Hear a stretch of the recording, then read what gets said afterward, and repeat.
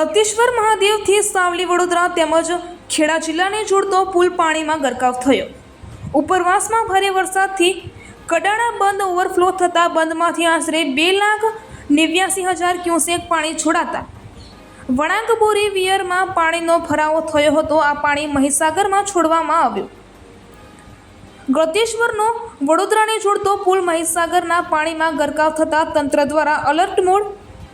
મહીસાગરના નીર ખેડા આનંદથી ખંભાતમાં અખાતમાં ભળી જાય છે।